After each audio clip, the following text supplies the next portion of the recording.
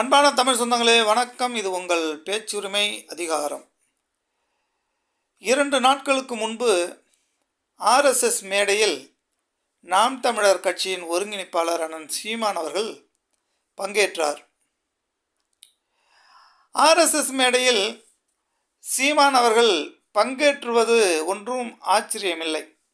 ஆனால் அந்த மேடையில் என்ன பேசினார் என்பதுதான் ஆச்சரியமாக இருக்கிறது.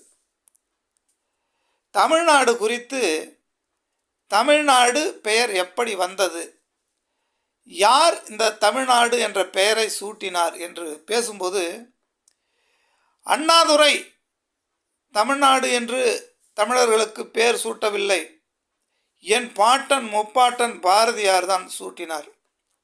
இல்லை, நான் கேட்குறேன், பாரதியார் எந்த சட்டமன்றத்தில் தமிழ்நாடு மெட்ராஸ்னு வேணாம், தமிழ்நாடுன்னு பேர் வைக்கணும்னு எந்த சட்டமன்றத்தில் பேசினார்? எந்த பார்லிமெண்ட் நாடாளுமன்றத்தில் எப்போ பேசினார்? எப்போ அவர் நாடாளுமன்றத்துக்கு போயிட்டு பேசினார்? இதெல்லாம் அப்படியே ஒரு கட்டுக்கதையாக சீமான் அவர்கள் ஆர்எஸ்எஸ் மேடையில் ஆர்எஸ்எஸ்கார் மத்தியில் கைத்தட்டு வாங்குவதற்காக அப்படி பேசி உளறியிருக்கிறார்.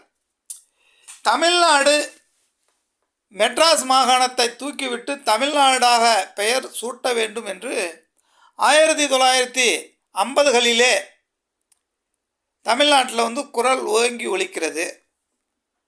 பெரியார் காலத்திலிருந்தே பெரியார் அவர்களே சொல்லியிருக்கிறார், தமிழ்நாடு தனித்தானாக எங்களுக்கு வேணும், தமிழ்நாடு என்று பெயர் சூட்ட வேண்டும் என்று ஒரு கோரிக்கையை அப்பொழுது இருந்த தலைவர்கள் முன்வைத்தார்கள். அதைத் தொடர்ந்து 1950களிலிருந்து பேரறிஞர் அண்ணா தலைமையில் திராவிட முன்னேற்றக் கழகம் பயங்கர போராட்டம் நடைபெறுகிறது. அதைத் தொடர்ந்து பார்த்திங்கன்னா 1967 அண்ணா அவர்கள் முதலமைச்சராக ஆகிறார் திராவிட முன்னேற்றக் கழகத்தில்.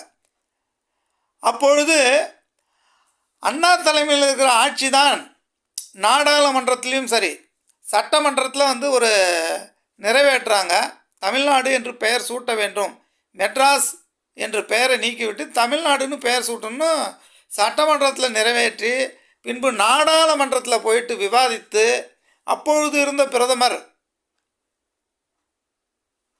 காங்கிரஸ் இதை ஏற்க முடியாது என்று சொன்ன பிறகு அழுத்தம் திருத்தமாக பேசிய பிறகுதான் 1969 தமிழ்நாடு என்ற பெயர் சூட்டப்பட்டது. மெட்ராஸ்